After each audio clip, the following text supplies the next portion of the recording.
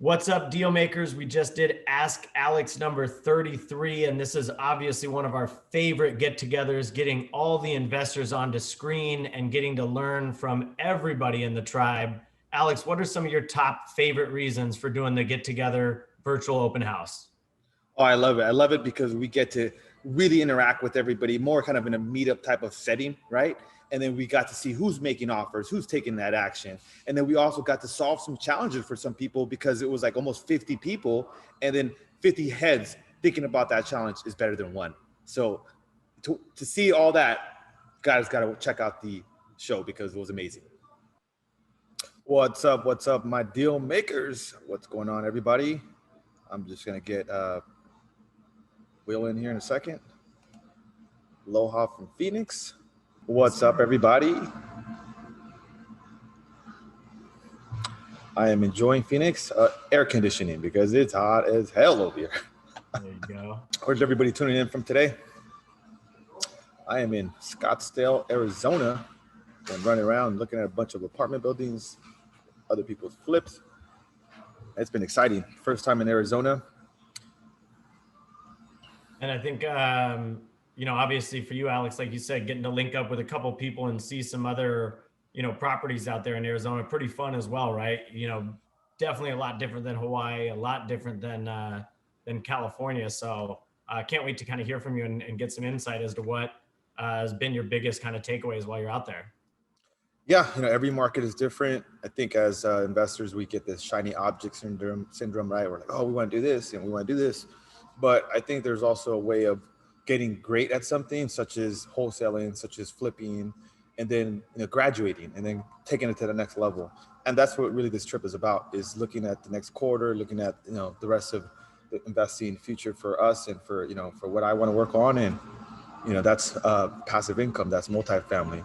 And so we're going to talk about that, man. I'm going to share everything I've learned, and I've been running around for 2 full days now on day number 3, and I'm so grateful to be able to be around these high-level people and some newer people too, that just got a couple properties under the belt. So, just because someone only has, a couple deals under the belt, hey, they still have a long way to go. And I feel like I have something to learn from everybody. So that's why I'm here. Experience is a perspective, right? It depends on how you look at it. So, I think it's going to be really cool to kind of get some insight from you on multifamilies. I know it's something that, like you mentioned, we've kind of talked about in terms of long-term goals for you for the year. Before we do kind of get things kicked off and started, guys, I know we have some regular attendees who are already chatting in there. I see Melissa and Jonathan and Ulysses and, Allison and Amari, a lot of our, stud regular people that are regularly in here. But if you are new, go ahead and use that chat feature down at the bottom if you don't mind, and just let us know who you are and where we can find you if you're on Instagram or if you're on Facebook, where we can connect with you, and let us know what market you're investing in. That way we know where we can kind of connect and help one another. Other than that, guys, I wanted to shout out a couple of people. It looks like we had a couple of folks drop some deals, their calculators on the Facebook group. So it looked like Meg was looking at a deal, and it looks like Lindsay was looking at a deal. Just want to remind you guys, big clap it up for those guys. That is huge. So I'm going to just post the Facebook group in here one more time. And if you guys haven't used Alex's deal calculator, you can find it in there. Go ahead and scroll up to the files, download the calculator. That's Alex's deal maker calculator. Alex, we use that thing, couple times a day, every day. It's on your phone. So when you're out looking at a property in the field, you can pull it up and run some quick and dirty numbers before you get back to your computer. So please do check that out if you aren't using it. And when you do review a deal, go ahead and share a screenshot of that deal with the tribe. That way everybody else can kind of see, oh, wow, why did Mark use, $5,000 down there as acquisitions fee or cash for keys? I want to get a little bit of help on that, and you can connect and learn from the tribe. So thank you to you guys, again, Lindsay and Meg, for posting those in there. And I know I'll post one from one of my deals that I'm working on right now as well. So Alex, tell us a little bit about, your Maui. Obviously you're in Arizona right now, and we'll talk about that briefly here in a bit, but what was, your kind of reason for being able to leave Maui? You got some big stuff done out there, right? Yeah, so as some of you guys know, I was out of town. I was outside of Maui for almost 7 weeks, and so one of the main reasons I had to go back is for that deal, and also missed home. But we bought that flip with 3 tenants in possession of the property. I think that was one of the big reasons actually I wasn't able to wholesale the deal, because that was the initial play with it. But a lot of the investors were scared of the tenants, and then even though all of them were paying on time throughout COVID, it's still, because Hawaii and just like California is a very tenant friendly state, you really can't evict people. And so, when you're buying a property for 1.35 million, like we were, or the deal I had it locked up at, the holding costs on that could be significant. And if, they don't, you can't get them out, and they're not paying rent, you're stuck with a large payment. So I think that was one of the reasons we were able to wholesale it. But as you guys know, or some of you guys know, is that I've negotiated deals with dozens of tenants. So I'm not afraid of buying properties with tenants under the right circumstances. And so um, we gave them their 45-day notice. We acquired the property at the beginning of May, and we gave them their 45-day notice, like upon possession, or upon closing the property. And that 45 days was up right at the end of June, beginning of July. And so I kind of scheduled my trip, because there wasn't much I could do on the deal while they were in possession of the property. I can't do any construction. I can't do anything really. Can't get inside on a regular basis. So there was no point for me to be sitting around. So that's kind of the reason I have structured my life that way, where I can I go to LA as needed.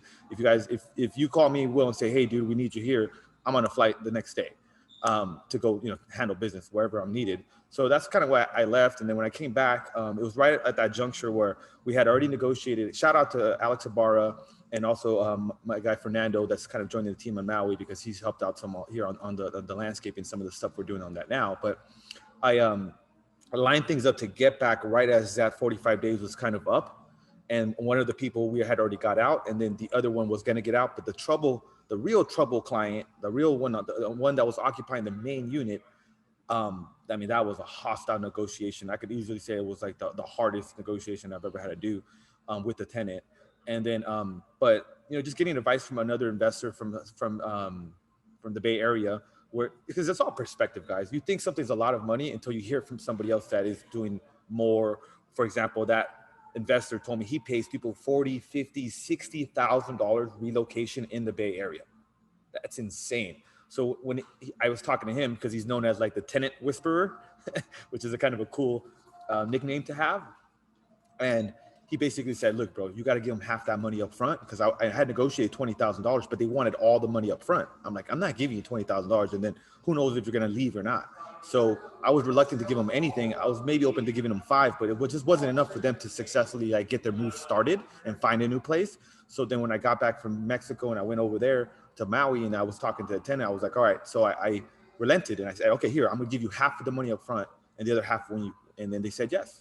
And I was able to get them out. They were 2 weeks late, but I knew, dude, once that first domino fell and then the second domino fell, meaning the other tenants, and then I started construction on the bottom unit, that it was only a matter of time, because the whole thing is like, these tenants end up feeling like they own the property because they've been there so long. And I understand that kind of, because if you live somewhere for a long time, you put a lot of your stuff in there, heart, you put a lot of your energy into it, then you're going to feel like it's yours. So, but it began to feel less and less like their house and more like just, a place that they were actually staying at, sleeping, because there was construction going on. I was there every single day. Like I was hanging out at the bottom unit, like every single day, just, playing music, like just, running my meetings from there. Like they could hear my voice. Like this is no longer their house anymore. Like you guys have to leave. And so I was able to like, just kind of drip on them, and they got them out. So I'm super, super happy about that. And we're starting construction, and, we should be done with the rehab in about 3 weeks when I get back. So yeah, man. So that's Maui. Huge update. Yeah. Out there, So right? huge. So yeah, you guys, that's a lot of learning lessons there. And then last week also, we were able to do an Instagram live. I don't do a lot of lives, but I've been doing more of them. And I did a live with the Boakley brothers. And I think we shared a lot of value about getting deals on MLS, because they're getting deals on MLS in Vegas. We're getting deals still on the MLS here in Los Angeles. So go ahead and go see that, guys, because it was a lot of value. It was about a half an hour call. It's on my Instagram, IGTV in the live there. And then, did you want me to give an update kind of on the Phoenix trip, Will, or? Yeah, tell us a little bit. I mean, I know this is a little bit different for you. So, normally you're, looking after flips out here in Los Angeles, and, that's kind of your niche and your business model. but with that comes some taxes. So obviously one of your long-term goals this year, and you know, you've been vocal about stating that, is you wanted to buy an apartment building. So you kind of decided, hey, I'm going to start looking, and outside of California, it gives you a little bit more opportunity there, right? Yeah, yeah. And So so you're on a little cross-country trip looking a couple places, and I know Arizona's been incredible. So if you haven't seen Alex's Instagram, you know, he's been posting a lot about the folks he's been meeting out there with. But Alex, what are your, like, you know, top 2, 3 takeaways if you had to share some about Arizona, and what you're kind of learning out there on the investor side of things? yeah, so let me say before I go to the three top things that I'm kind of learning, and you guys are welcome to reach out to me. You know, I talk to a lot of you guys on, you know, on IG and on text and all that. So you guys are welcome to call me and, you know, and talk about other stuff, you know, about in more detail. But I know in California, like we're scaling the company where we're gonna have issues with taxes. It's a good problem because, you know, some people don't have that problem, but eventually, you know, if you do enough deals, you are gonna have that problem. And so I've been wanting to invest into. I'm not really interested in owning a bunch of single family residences, to be honest. Like that's not my. Everybody has a different business model or, you know, investment strategy they want to go with. For me personally, I don't think I would want to own 20, 30, 40 houses. I would rather own a building. And then also, if you guys don't understand, with depreciation to help offset your income. So say you make $500,000. Well, you know, the state and federal is going to take, you know, 35, 40% of that. Well, if through depreciation, you can do that more with multifamily commercial property than you can with single family. There's only so much I could depreciate a single family residence. You know, it's just one house. But if you're buying a, you know, a 20 unit building, then you could offset a lot of your, you know, your income. So essentially, you're getting paid to buy apartment buildings, but that only works if you're making a high income. And it could be for other people too. It doesn't have to be an investor making, you know, flipping houses. You could be, you know, a great salesperson, or you could be, you know, making a couple $100,000 doing something. I think Giuseppe, that, you know, one of our team members, he makes really good money selling tile. And he's a top salesman for that. And I know you make really good money still working for the LA Chargers. So, you know, there is a problem that people have when they have a high income, because if they're in a high income state. So what I noticed, there's this Phoenix kind of kept coming up. You know, a lot of, you know, investment gurus are out here. One of my friends from, you know, from a couple years ago, he moved out here. He has 5 doors now.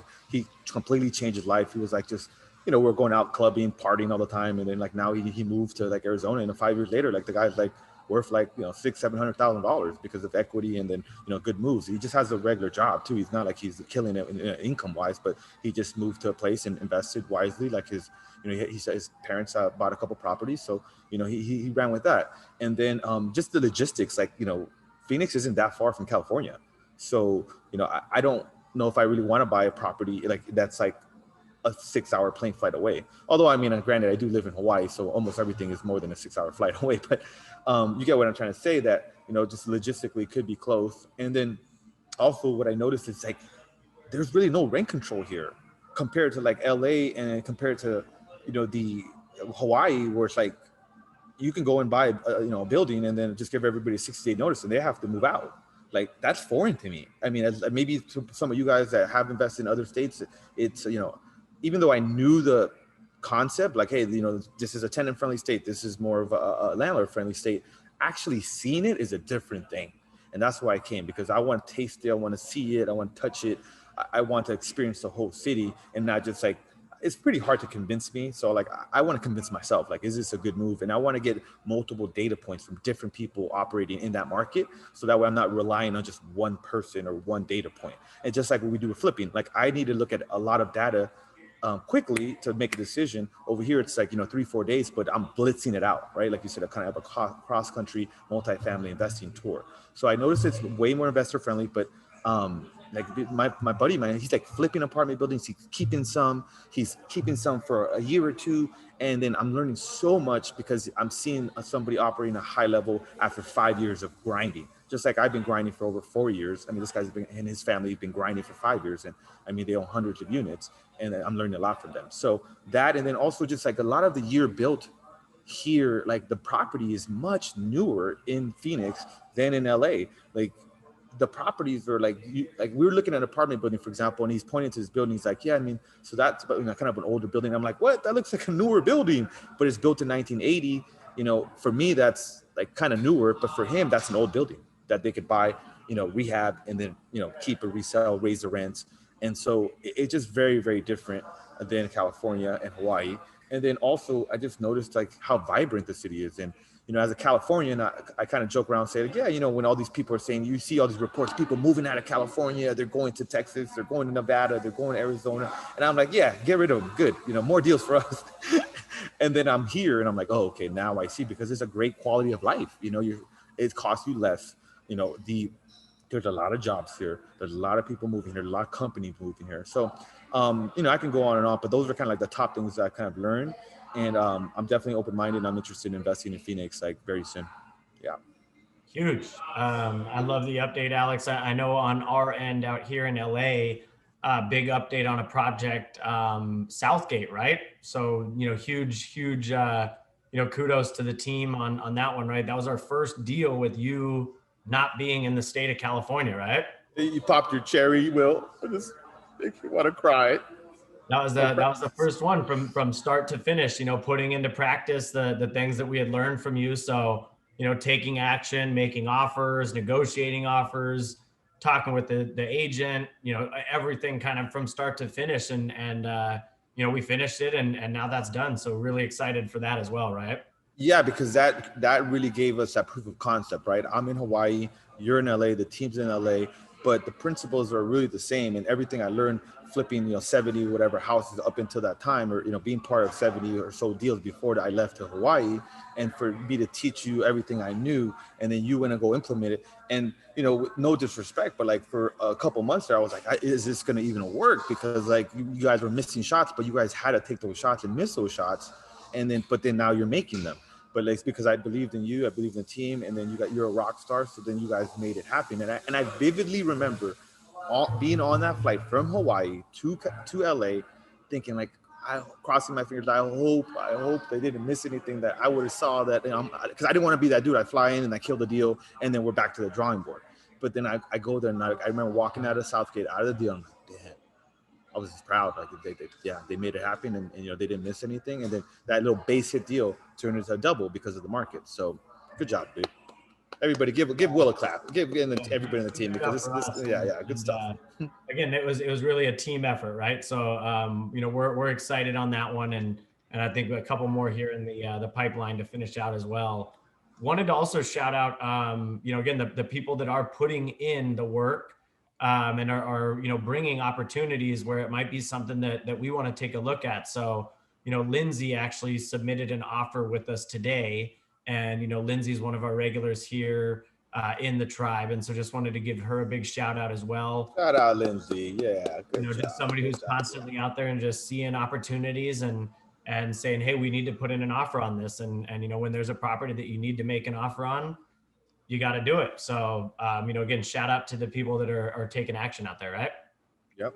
Male, female, it doesn't matter. Black, white, brown. You got to put in the work, and you'll get the results. And there's no way around it. You guys are seeing my lifestyle, but this is 4.5 years of blood, sweat, and tears, sacrificing, putting money on the line, putting everything on the line and going all in. And unless you're willing to do that, like, it's going to be difficult to have success in this business, to be straight up. So I think what we'll do now is, go ahead and welcome everybody onto the screen. So Alex, if you don't mind just scrolling down to my name real quick and making me the host, and then I'll go ahead and kind of trickle some people in here, and we'll welcome some folks onto here. I know there's some people, in the room that also have some big news and some stuff that they're kind of, working on and doing. So would love to kind of hear from you guys as well, and we'll put a couple of you guys on the spot once you get here onto the screen, and we'll kind of hear from you guys and hear what's going on. Yeah, make sure you guys are vocal. You're asking questions, not only in our webinar, but in other like Zoom meetings and whatnot. I'm very vocal, but that's because I take a lot of action. So if you're not being vocal, maybe you're not taking enough action, and asking questions and being engaged because you're just sitting on the sidelines. There's nothing wrong with that. You got to learn, but eventually it's like you got to take action, and that's where you can be more vocal. So let's hear from you guys. What's everybody up to? And, has anybody made an offer this week? What's up, you guys and gals? Yeah, I want to hear from some folks. Anybody who's making an offer this week, what's kind of working for you? What's not working for you? I know Martin and I were just on a call earlier today, making an offer or not making an offer, but reviewing an offer that he's making. And You know, I've seen a lot of folks who are out there actively, you know, putting in the work, but who has actually this week made an offer? I got 3 offers out right now, Will. Let's go, Mark. Yeah. Tell us a little bit about the one you're the most excited about. They're actually all 3. They're all MLS. I got one in Redlands by the college. Trying to get it for like 318. ARV will probably be like 500. And then I have another one in the city of Riverside by UCR, and we're at about 350, and that should be about 500 also. So crossing my fingers. I have one of firehouse damage MLS in Fontana, and I'm reading the counter offer right now. So I want 250. They want 292, but it's gonna need a lot of work. So I don't know if I'm gonna pull the trigger on that one, but I think I should be able to get the 2 in. One in Redlands and one in Riverside, and then we're looking at another one in Redlands also. So that's my fun, I love 2 it. days. And that calculator is just brilliant. I used it on a property in Ontario that the agent was trying to be just a douchebag. He was just trying to, he wanted to double end it. He says, if you want it, I got to re-represent you at my cost at 6%, and I want 20% of the profit. I'm like, okay, I could do that if the money's there. And I'm like, dude, you're making more than me. Like, I'm out. And he told every investor, it was like a shit show. It was like over 100 investors at this property on Saturday. And a great action taking, Mark. And I want to add to that real just quickly is that I've shown a lot of agents that calculate the numbers. Like, I'll be at the property, look at the numbers. Would you do this deal? Like, I mean, you know, well, that's not the ARV. It's more than that. Like, well, then show me comps, because I have access to MLS too, and I'm running my numbers, and this doesn't make sense. So, I mean, don't ever be afraid to run numbers and then show the numbers, you know, again, strategically, but like a lot of agents don't even know the numbers. So they're thinking like, oh, you're going to make like 80 grand profit. Like, no, like if everything goes well, I'll probably make like, you know, 35, you know, or 40. And then it's like, okay, would you park $150,000 to make like, you know, 10 grand, 20 grand? So don't ever be afraid to talk to numbers with agents, because that's how I run comps like Ed said. If you guys need help, you know, hit me up. I have MLS access. I run comps. I'm very good at running comps. If you need me to help you on appraisal, I'll be there with appraisal. We'll get a package and we'll knock it out of the park. And I told Alex, if you guys go to Home Depot, use my number, write it down. You get 20% off paint. And that's the highest you can get at Home Depot on paint. How are you doing with your social media though? Because I know when we talked, you were going to start working on that more. I got a new IG. I had a kid do it for me. I got IG, TikTok. I'll be going live on it probably next week. It's Invest with M&M. So I'll start moving everything over. So there you go. Nick told me I had to get a new Instagram, so I'm working on that. There you go, Mark. Let's go. Love it. And I got I got 2 deals in Hemet, so that's about it. That's what I got going on. All right, guys. I just love that you're flinging off, you know, multiple offers in a day. That's what we always kind of shoot for, is an offer a day. Keeps the doctor away, or keeps Alex in Hawaii, whatever you prefer. However you want to look at that. But cool, man. Who else has who else made some offers this week or this weekend? I know Eliam, you made one, right? Yeah, I had a feeling you were gonna put me on the spot. It's all good though. So yeah, I made my first offer last week with Will. So the lead was actually originally from Driving for Dollars when I first started working with, you know, Alex and Will, but we couldn't skip trace the number because there was no numbers to be skip traced. And then I guess like 2 months later, a buddy of mine in the morning, he hits me up. Hey, I saw this Zillow listing. I know that you're, you know, looking for distressed properties. And that's another note, how social media kind of associates you with your brand and stuff like that. So people are thinking about that. And he sends me the listing, and immediately I saw the number. It was 154, but properties out about 250s now to average. So I knew it was under market value. The only thing was that it did have a lot of fire damage. So I got to Will. I was like, hey, they're crazy. You know, they're asking for too much for a fire burned down house. I mean, we brought another property out here for 157, and you could practically live in it without fixing it and stuff. So we started analyzing the numbers, and and then we got down to is like, well, we could submit offers at 110 would be nice. If not, we'll submit the highest is 125. and he got me to call the agent and stuff, kind of get more information on the deal and kind of get more insight. What's the motivation behind them selling? We ended up finding that 6 months ago, these sellers were also in escrow around the 100K price range. So me and Will were like, okay, we know that they might go into escrow again for about 120, 119. So we ended up sending the offer in, and then we told the agent. So this is not even Will calling the agent. It was all me. The agent probably doesn't even know who Will is. And Will was just, like, no, you have to hop on the phone. You make the call. Like, you're the investor now. This is your lead. This is your deal. It's a call. You're the one who has to make the calls and stuff. So we're calling the agent, and I was getting the info, and let's see. I told him if he kind of pushed you back a little bit, right? He gave you a little pushback because he didn't think that he was going to be able to submit an offer below asking. Yeah, because we were coming in at maybe like 25, 30, almost 30 under asking. And, he's telling me that the sellers, they're 8 months back on their mortgage. They have city fines to pay. They each day that goes by, the amount they owe to the city increases and stuff. So we knew that they were, there was a pain point there. The property's also been vacant for 2 years. So we knew that we had to like kind of hammer in the nail into that wound. And we knew they weren't getting offers because, as we know in the market now, the property was been sitting there for like 6 days and it wasn't pending. By then, distressed property, it should be pending in like 2 to 3 days in our area and stuff. So we knew that they'd be willing to accept kind of whatever. So we sent in the offer. I wrote it up with Will while Will was, on his drive to his camping trip. He walked me through the whole process, put in Alex's information, got the hard money lending credit picture and bank statements, and sent it off. And it was kind of, I was like, that's it. At the end of it all, I was like, oh, that's it. That's what it takes to write an offer. And I sent it through, and now the agent's going to be sending back the purchase agreement signature for Alex to sign later on today.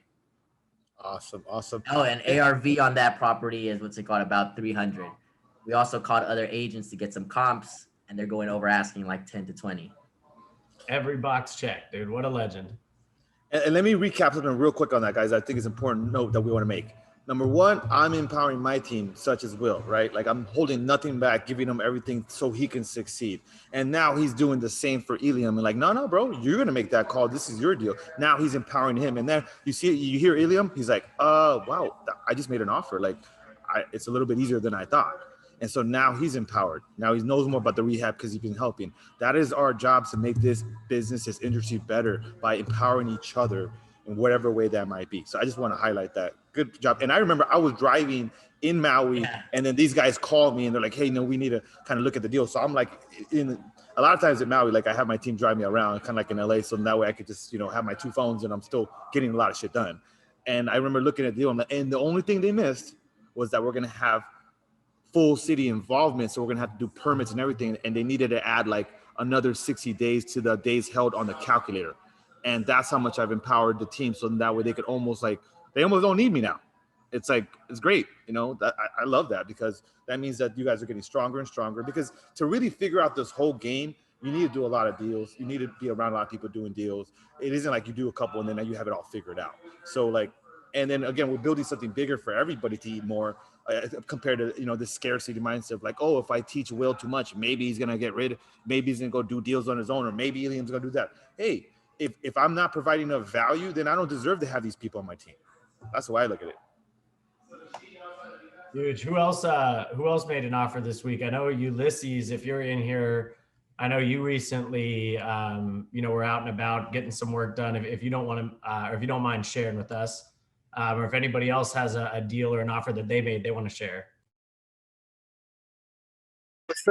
What's up, guys? Sorry, I'm at work today, but yesterday we actually locked down a property that I went to go look at on Sunday. So I was pretty excited about that. And this is in Modesto.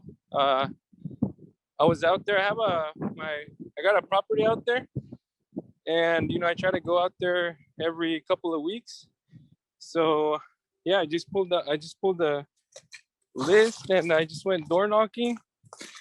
I wasn't even gonna door knock on this property because it was like a nice neighborhood, and like the houses just looked like like nice and new. And I just saw the window on top and it looked really crowded. So I'm like, you know what? I'm just gonna knock. I'm already here. I knocked, nobody answered. I left my card, and a couple hours later, the lady calls me. She's like, "Hey, I want to know what's up with you. I got your card." And then I just kind of, I honestly, I don't know what I said, but I just started talking to her, and she started like saying that she wants to sell it, and you know, and I joined a door knocking team over here in the Bay Area. So then, you know, I had, you know, I was able to turn to them, and they were able to help me out too. So yeah, it's pretty Huge, exciting. brother. Congratulations, man. I know you've been at it for a while, and congratulations. That's huge. Yeah, man. Thanks.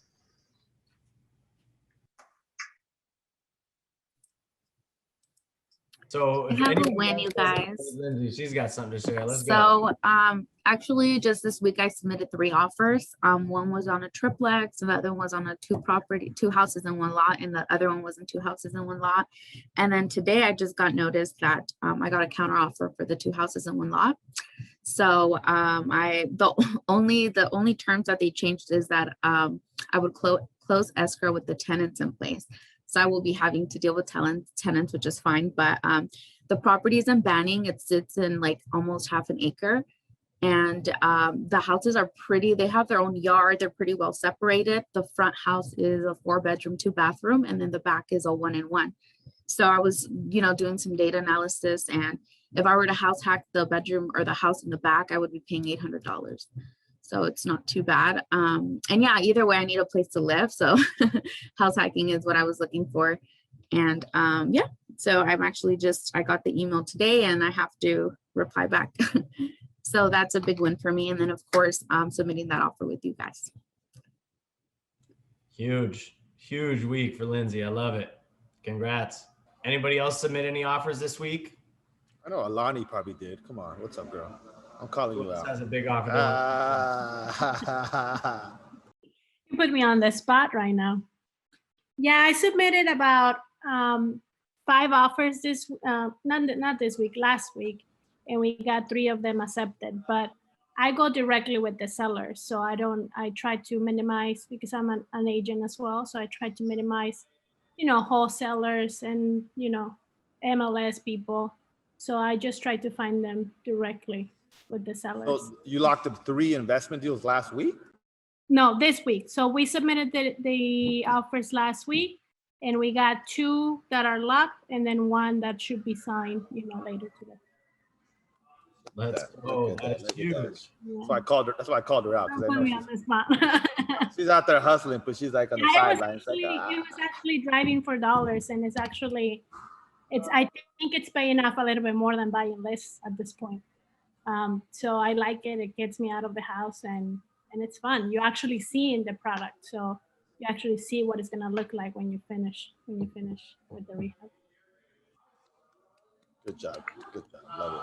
If nobody else has any offers that they want to talk about, did anybody try the calculator this week and get close to submitting an offer, but you weren't there?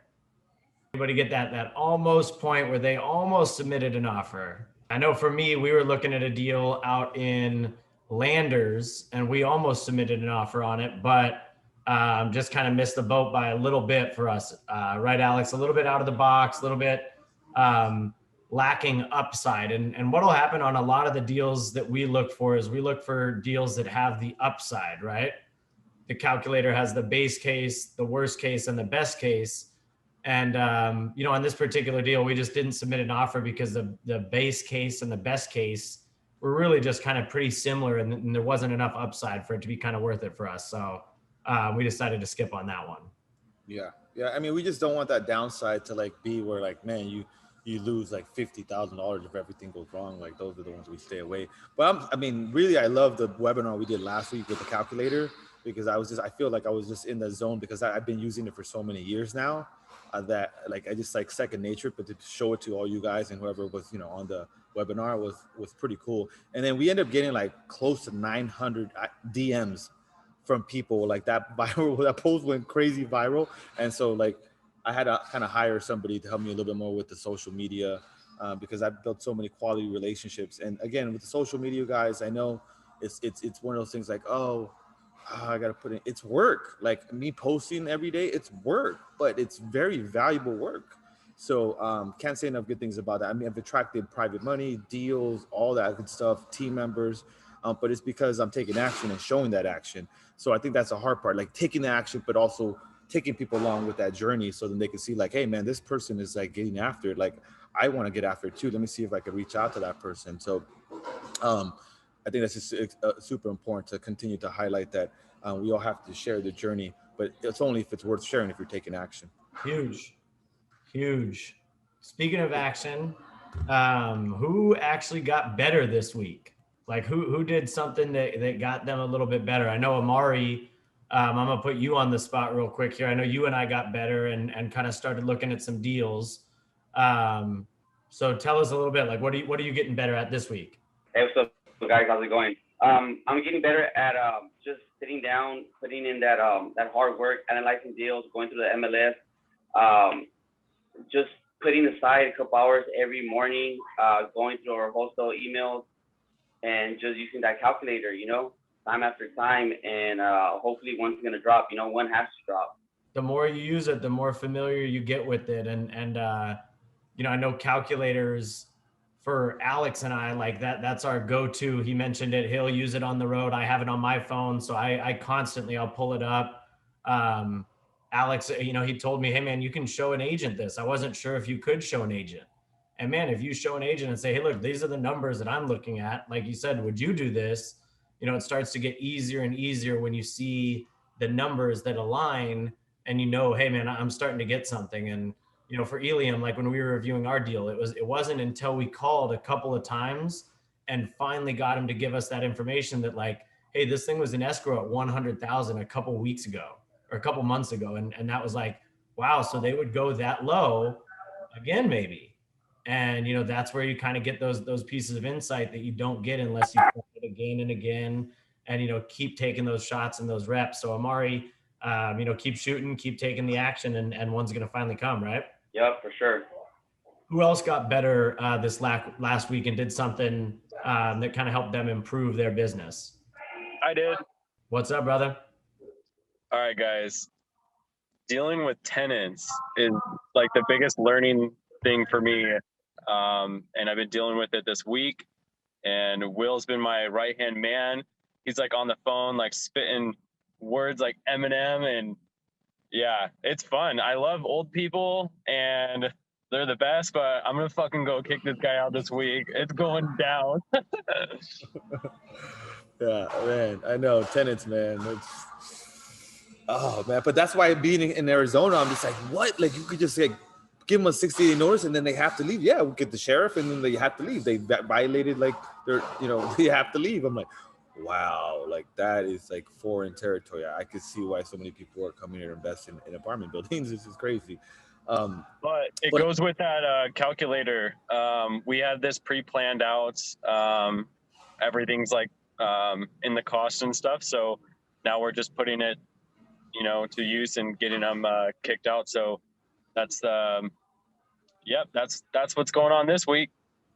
And Nick, the big thing I feel like that's been beneficial to you is like you said, working with the tenants in their own right out here in California, they can grind in. And Alex, was dealing with one out in Hawaii where tenants just feel empowered because, they've lived in the house for a little bit of time and they feel that they have that right to it. But, for this particular tenant that Nick's dealing with, I think the big thing that you've learned, Nick, is how staying active and on top of them is really what kind of lets them know how serious you are. And Alex, you did that out of Maui, right? When you let them know, hey, I'm going to be here every day. Like this is going to be different. You didn't get a call from me every day before. Now, every day you're going to get a call from me asking, hey, did you go check out that spot? Did you go check out this spot? Did you go to that Airbnb I sent you? And it's going to be a different approach when you now have somebody every day helping you out through that process. So, yeah, because you can just hang up on somebody, or you could just tell whatever you want to somebody on the phone. But then when you're in front of them every single day, or at least every single week, like you need to be, like you're just showing that you're putting that pressure on them, like, hey, this is serious. Like, you know, I'm not gonna go away. Like, we got to figure this out together. And I was there asking those tough questions to them, like, well, where did you apply? Can you show me the applications? Okay, what do you put in an application? Like, you know, how much do you actually have in the bank? Like, what's your credit score? Like, I was asking that tenant all those questions every single time. Like, okay, well, show me the applications. And, you know, and just being that, I mean, I can't say nuisance, but just being politely persistent, as I like to say, because I'm not going away. Like, I own this property. Like, you're living in my property. You're not paying rent, and I'm going to give you $20,000. So, like, why have you not left yet? And Yeah. same thing with the other tenant. Like, you know, Nick is learning a lot about it, and now he's going to have the skill set to continue and the confidence. That's really more than anything. Doing a deal gives you confidence. Negotiating successfully with a tenant gives you confidence, and then all that gives you confidence. I would have never bought this deal in Maui if I hadn't already done it before. So that's why it's so important that we take action and we do the deals, because then it gives you the confidence to keep doing it and keep going. That Hey, and Alex, question: if the moratorium is in LA County and I keep going back every day, can you get me for like harassment? Frankly, I wouldn't even care about that. I mean, if I you want to take I always want to take a bat to him. That's what I want to do. Seriously. same. Yeah, yeah, man. It's such a like ebb and flow, and you know, good cop, bad cop. But yeah, man, because you have that problem too, right, Mark? You're like, Yeah, we talked about it. He's like, "Well, give me 30. I'll be out in 30." I go, "I ain't gonna give you 30, bro." Like, then he tells like, "Yeah, I got shot here. You know what happens?" I'm like, "I'm not the one you want to threaten, bro." Like, yeah. Unfortunately, I mean, you do have those tenants, guys, that just they're dig your feet in, and you gotta go through the legal process, or you gotta give them a little bit more. But I mean, how much did you budget cash for keys for the deal? I guess is my question. I'm budgeted for it. I could give him 30, but now it's the principle. We still have the moratorium. I offered him. He's like, "Well, give me 30. I'll be out whenever." I go, "Let's go." What's the most you offered him? I've offered him 10, and he's like, "I want 30, bro." I'm like, "I won't give you 30, but I'll give you 15. I'll move you out. I'll put you in a place. So it'll be like 15 grand." I go, "Just leave all your crap there. I got birds, they're special birds. They're mating. I can't get out." So I call him once a week, and he blocks That's a my new number. one. He's got special birds. Yeah, special birds. There's a violation on it, so that's where I'm using the violations. So I'm going to get an attorney to use them on the violations. But by the time I go to court, the moratorium will be up. I got 60-day notice. I mean, I think we talked about this. I think you got to consider offering him a little bit more. Okay. At this point, I mean, don't let your ego get in the way, because that was the same thing that happened to me in the Maui deal. I was like, and then I talked to investors, like, just give them half. They just want a little bit of money. They want to trust you, and that you're going to give them the rest of the money. And so maybe you could structure them like that. Hey, I'll give you 20, and then I'll give you 5 right now, or something like that. Where it's like, okay, because it's easier. Look at what I found, Mark. It's easier to move when you're using other people's money to move.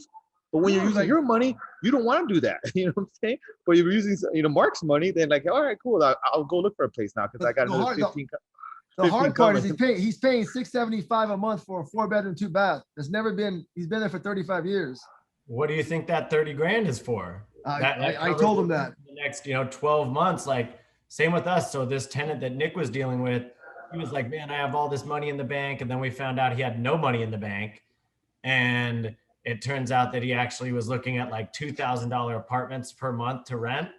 And we said, "Man, if you just accepted this $5,000 from us, divide that by 12 months. And now all of a sudden you're looking at $2,400 apartments." And those are all of a sudden a lot nicer apartments. And then he really kind of sweetened his tune. And then, we progressed to the point of like, and you're going to start looking at those apartments from this Airbnb that we're going to get you. And, Nick and I were on the phone, and I almost went cheap too, just out of pride. I was like, "Nick, let's keep it under 2,600. And then I was like, Nick was like, "I found this perfect one down the block for 3,300. And I almost was like, "Nah, let's save the extra 700. And I was like, "Nah, man, do it. Like, get him the hell out of there and just make it happen." Right. All right. Well, I'm not going to be greedy. I'm going to step up my cash for keys then. Yeah, dude. Just see where it gets you. I mean, bottom line, he's still not out, so you gotta try something a little bit more, I think, because and offer him something up front, like, "Hey, I'm gonna make an exception for you," and just like see like you're really trying to make it work, But right. yeah, 30 seems a bit much, but I think you could get him out for 20, or maybe Right. 20. Thanks. Crazy, like an odd number, like 22.5 or something like that. But if the numbers work, don't let your ego get in the way, dude. Just move forward if you can. And something that Alex and Will taught me as well, Mark, is when you're offering the money, give them like a super short timeline. Like, get them to sign that document and take the money, but super like put it back on your plate. Like I need you out by like this Friday or whatever. Got it. If I give you the additional money. If I give you that additional money, yeah. Like if I'm giving you the full 30, okay, cool, but it's going to be on my time now. And I need you out in 10 days. You needed time to pack? Cool, I'll be over there to pack. Like the packer will be included in that 30K. Somebody will be there with $1,000 moving truck, 3 guys, you'll be packed tomorrow. Are you ready? No? Okay, then it isn't the 30K. I even told him how to build his damn bird cage at his friend's house. Now you're talking. Like, hey, tell him 30K with the bird cage. What are we doing here? It's 22.5 with the bird cage. That's it. Love it. And I don't think you need to go every day, but I think you maybe like once, twice a week. That's I have to go because I gave him a call and he blocks my number. I call for someone else's friend and he's like, hey, dude, that's pretty smart. All right. Well, keep us posted on your progress on that, Mark. We want to know how that turns out. Will do. All right, guys. So anybody have a big challenge they want to discuss, or anybody, we have, how many people we have in this? We have 44 people. 44 heads is better than one. I'm trying to figure out somebody's problem. Yeah, I got a little bit of a challenge. So, what's up, guys? My name is Bobby Hermosillo. I closed on a Airbnb property in Florida, and I used conventional financing outside of Tampa Bay. I'm about 4 minutes away from the beach, and my interest rate came in so good that now I can't refinance out to get my down payment back. So, I've been looking at some flip opportunities to try and generate some capital. But I guess it's a little bit nervous because now I'm tapping into, some funds from my other business to try and fund the down payment on a flip opportunity. So and funding has been a little bit of a challenge connecting with good hard money lenders. That's been kind of my biggest challenge is to get some additional funding that's not traditional. Okay, so is your challenge getting a good hard money lender or the down payment or both? For this flip that you want now, because like now you kind of tied up some capital and you can't get it out. Is that right? Yeah, I tied up some capital and now I can't get it out because I got an interest rate at 2.875 on a second home loan, for 30 years. So it's, unless that number drops the low 2s, high 1s, it's gonna be hard to get my money back out of that and not increase my interest rate. You know what I mean? Yeah. So I do have money I could use for down payment, but I'm robbing Peter to pay Paul sort of thing. Cause I'm a realtor and I got a separate business and I try and keep my, I try not to commingle all those funds. So I could, if I had to, kind of pay myself a dividend to get the down payment. So the down payment's not the biggest issue. It's finding a good hard money lender and a reputable one that I can trust. Cause I'm 2,000 miles away. I'm in Colorado. Yeah, let me put in the chat. My buddy, he's a hard money lender down there in Florida, so he's a rock star. So give me a second here. I'm gonna put in the chat, and then just call him, and I'm pretty sure he can help you out or lead you in the right direction. Give me 1 second. His name's Tony, and I'm actually gonna be seeing him on Friday when I go to Florida. So I'll put in a good word. But yeah, just reach out to him, Tony. 828-557-557-1 884. Hard money lender, Florida. Okay, so it's in the chat. I don't know if you guys see it. Yes, sir. Also have the Norris group also. Huh? The Norris group. Norris group. Yeah, I've heard of them. Yeah. So look they're them up. They're pretty good in California. They charge 1 point. I think you cut out a little bit, Bobby. At least for me. Thank you. Oh, I was just saying. Somebody was saying the Norris group. Yeah, the Norris group. That's, Mark said or that. Something like that. I was just going to see if they could put it in the chat. Yeah, the Norris group. Yeah, put it in there, Mark, if you have it. And then so if you guys, so just reach out to them and then see if if you need anything else, and just reach out to me, Bobby. I could ask other investors. I know a bunch of investors in Florida. Because I've got some opportunities there. I just got to come up with solutions. You keep breaking up a little bit on my side. I don't know if it's just me. You guys having trouble hearing Bobby? Getting pretty choppy from Bobby too. Maybe shoot it in the chat, Bobby, and we'll see if we can get a better connection. But it looks like Mark just texted in. It's the Norris group down there that you can connect with. All right. I would also suggest trying Bigger Pockets because they have a hard money lender directory, and I hear it's pretty good too. Yeah, so check that out. What else, guys? What other challenges do you have here? Remember, 40-something heads is better than one. Hey, Alex, want to get your thoughts on bridge loans. Something I was reading up on, which is that mainly just used for like fix and flips to kind of just get you in the door and get one to hold into that, or can you utilize a bridge loan to kind of for a hold, buy and hold for until you refinance into a conventional loan?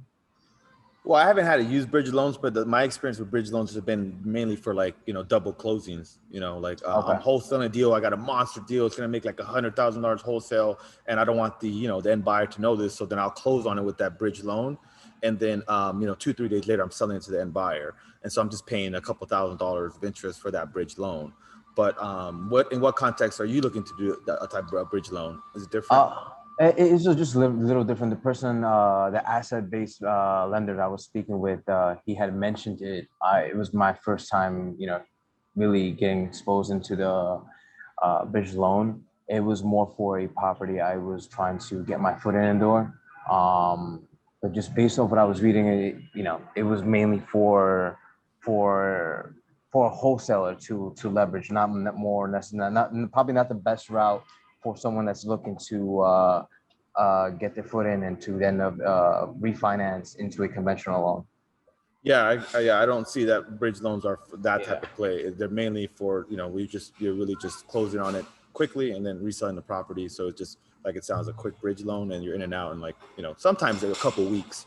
But for the most part, in my experience has been, it's only a couple days, and then, you're paying, like, it's also called transactional funding, but I mean, I don't have that much experience, so I don't want to lead you in the wrong direction, but I don't think that would be the best play for a hold per se. Yeah. And we're going to hang out, right, John? I'm going to Florida, so my man's come through, man. Come through. Yeah. We're going to go look at some buildings, go look at some flips. With it, man. Maybe go party a little bit on MIA. Let's go. You got it all, man. I gotta do my due diligence of these markets, you guys. It's part of it. Oh, what else, guys? What's up? Work hard, play hard, right?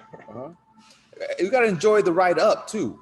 That's the thing. Man. Even when I was like kind of not broke, but like didn't have that much, resources. Like I take little strategic trips to like Catalina, go hiking for like, the whole day, a day here. But you guys got to do that. You got to enjoy the ride up because it's such a roller coaster, right? It's like one day, like we're on top of the world, we got a deal, or our first deal, or next deal. Next day, it's like, oh shit, this thing's hitting the fan, and I don't know if I could do this. I don't think you do hiking out here, but we could definitely go for a run by the beach, man. There we go. All right, guys, we're trying to solve some challenges here. We got another 5-10 minutes. If anybody has something else they want help in the group. Hi, my name is Timer. First time here. Thanks for all the information. Nice meeting you guys. So I have a property that I got into sort of by accident. It was sort of like a business venture turned into being a landlord. It's a mixed-use property. It has a commercial unit, a residential, and then an ADU. When I first, obviously with the due diligence part and everything, I wasn't that familiar, but I got it financed with a hard money lender, got it refinanced end of last year with a new hard money lender with a better note. But with the ADU, I'm looking to possibly expand the property. And I guess my question is like, I'm concerned about opening up like Pandora's box with the city. So what's the best way to sort of approach this where, concerns about? I haven't done ADUs, but I looked on doing an ADU on one of my properties. I would recommend that you get, where's the property at, first of all? Oh, it's in California, city of Bellflower. Okay, got it. So I got a couple people that you could talk to about the ADU, 2-3 people, but I would definitely recommend you talk to somebody about, the architect, the people that are doing the plans first, so you can kind of see, what that would look like for your specific property, your specific area, because Bellflower has a certain appetite for the ADUs, Lawndale different, City of LA different. So the process for, successfully executing an ADU is going to be different per area. So I think you need to get like, even if you have to pay somebody, a couple $100 or, $500 to like really know what you're in for. And that might be something that, you know, maybe you decide not to do because of all the challenges you might have. But then maybe it is going to be worth it, because if you're going to create an ADU for, say, you know, $100,000, and it's going to bring in rents of $1,500, those numbers are going to work typically. So yeah, I mean, are we connected on IG? Because I could just DM you all these guys' information, the 2-3 architects. Yeah. Yeah, I'm not on IG as much, but I'll definitely connect, and then I'll. Okay, so yeah, just go to my IG, because I have my phone number. Super. You can send me a text, and Yeah. yeah, I'm happy to give you their information. Just to clarify, so there are 2 units in the back that I already have rented out, but my concern, I don't know if they're like permitted, and I'm looking to possibly add additional units if possible. They're like 1 bed, 1 bath, basically. Because initially that's where that's it's tough. Yeah. Yeah, because you are going to open Pandora's box. The city's going to be involved, and now you got unpermitted units. Like maybe you don't want to do that play, because you can't have your cake and eat it too. That's what it sounds like. Oh, you got these unpermitted units, unpermitted structure. Oh, let's get the whole city involved, and inspectors over here looking at the property. Bro, you're gonna be in some deep shit. So I would figure that out, you know, because if you have unpermitted units, and your ADU might not be the best play for you, or maybe you need to relocate those people and get everything permitted, and then you could just charge higher rents for everybody. Because I imagine if it's unpermitted units, you're not getting top dollar rents, right? Yeah, that's sort of the idea. Just because Bellflower is really up and coming and everything, and like there's a lot of development going on in the area, so you know, it might be a good time, might not. And I think they have like certain funds available from the city or from the county or something. I'm just early in my research on that, but definitely some direction, or somebody's gone through the process. Yeah, and my lender, my hard money lender, both of them can help you fund the deal if you know, or you already have the hard money in place. But I mean, yeah, I just see that being an issue if you have the unpermitted, you know, the unpermitted units, and then you're trying to build a brand new permitted unit. That could be a real mess. Yeah. Okay. I would just go to the city and see if there's any permits pulled on it. What's on there? Okay. And they're not going to come, and they're not going to come out and look at your property. Just see what's pulled.